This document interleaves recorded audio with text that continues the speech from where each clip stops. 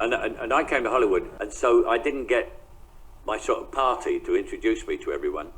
So I stayed in the Beverly Hills Hotel in a great big luxury suite, all on my own. And no one ever talked to me or anything. And no one called me, nothing happened. So I used to go down into the lobby and see if I could see any film stars. And I sat in the lobby, and John Wayne came in. And I thought, oh, John Wayne, and he had the hat and everything. He got off a helicopter straight out of the desert. He was covered in dust and everything. He was checking in at the Beverly Hills Hotel. And he looked over, he saw me, he said, what's your name, kid? I said, Michael Caine. He said, you're in that movie called Alfie? I said, yeah. He said, you're going to be a big star, kid.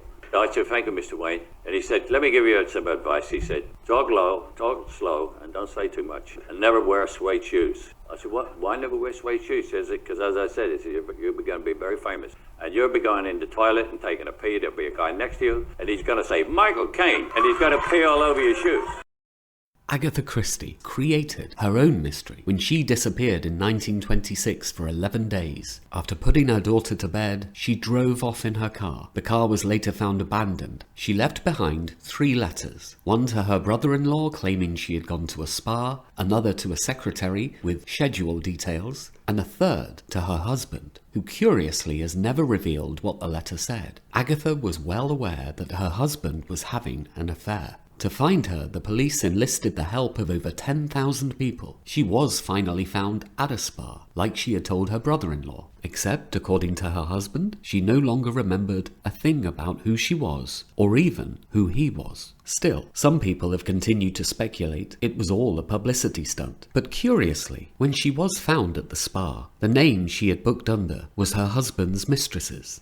We might call him the boss, but Bruce Springsteen takes a lot of time with his fans, as he showed by telling this story to Graham Norton on the BBC. He was in a cinema in St. Louis, watching Stardust Memories, in which Woody Allen's character is pretty rude to his fans. A young lad with his girlfriend came up to Bruce, and he said, "Do you want to sit with us?" Bruce said, "Okay." What happens next? Well, that's the curious part. After the film, the kid asked Bruce if he wanted to meet his parents. Again, Bruce said, "Okay." Bruce goes to this kid's house. "Mom, I've got Bruce Springsteen with me." She says, "Who?" He rushes to get an album cover.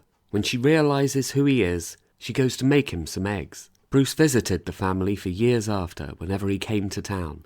And when this young lad, Steve, died in 2003, the E Street Band, during a live performance, dedicated the song The Promised Land to his memory.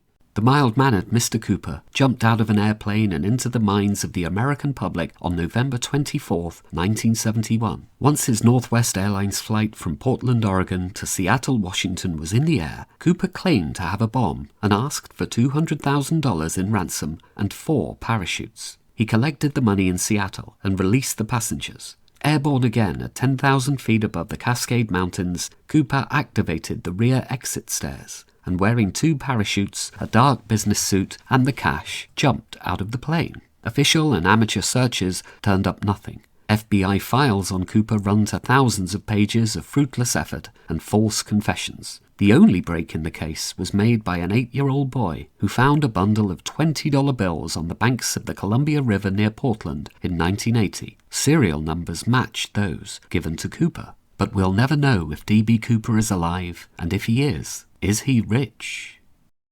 Mr. Fleming, how does an author tackle the problem of selecting a name for the hero of his stories? Well, it isn't only the hero. I mean, I generally pick up names just driving through the countryside, through villages and so on. You'll see an interesting name over a tobacconist or chemist or something of that sort in any country in the world.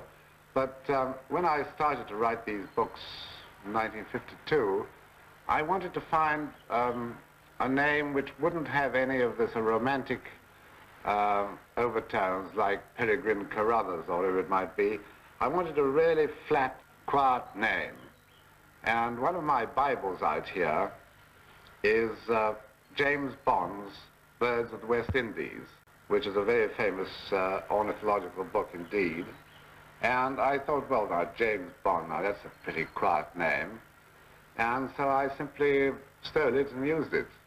Many of us know Sam Wanamaker's faithful reconstruction of the globe on the South Bank, but where was the original? Well, to find it, it's a 5-minute walk down a side street. In 1599, the Burbage family built the biggest playhouse in the country, and they asked William Shakespeare to come on as a shareholder. It only stood for 14 years, burning to the ground in 1613. Another globe was built, and the Puritans demolished it in 1644, starting a period of nearly 18 years of theatre being forbidden in England. Fast forward to the 1950s, a Chicago actor comes to London, Sam Wanamaker, and he sees a plaque on a brewery wall. He's inspired enough to rebuild the globe. He comes up against a lot of opposition, but eventually he prevails. Sadly, Sam passed away just before the globe opened, but this is the original plaque that he saw and the original location of the globe.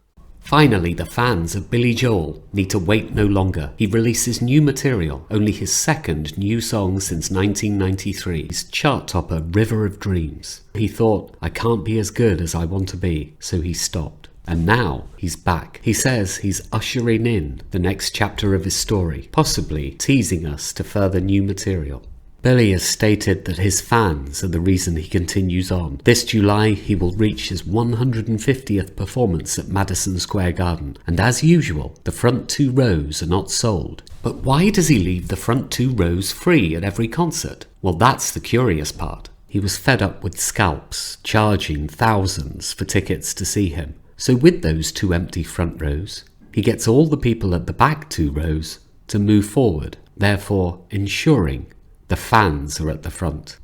In the centre of the West End, at the junction between Charing Cross Road and Shaftesbury Avenue, lies the location of an iconic film, 84 Charing Cross Road, originally the site of Marks & Co., a shop founded in the 1920s by Benjamin Marks and Mark Cohen, a book of correspondence between Helen Hanff and Frank Dole, together with other members of staff between 1949 and 1968, was published by Helen Hanff as a book of memoirs, 84 Charing Cross Road. It was later made into a stage play, a television play, and a BAFTA award-winning film with Anne Bancroft and Anthony Hopkins. It describes a friendship between 2 people through letters alone. And here was the location, now a fast food chain, but the plaque is still here. Bob Hope, the legendary entertainer whose name became synonymous with laughter and optimism, was born Leslie Towns Hope. He was the son of English immigrants who settled in Cleveland, Ohio in the early 20th century. His career spanned over 7 decades. His impact stretched across the American landscape, with memorials and tributes honoring his legacy from coast to coast. From entertaining the troops during the Second World War to his iconic USO tours, Bob Hope brought joy to countless servicemen and women. His dry humor and impeccable timing made him a beloved figure in the world of entertainment. From vaudeville to Broadway, from movies to television, he revolutionized stand-up comedy and set the stage for generations of comedians to come. A true icon, but born here in southeast London, moving to the US at the age of 4 years old. Subscribe to my channel for more curious tales and tours.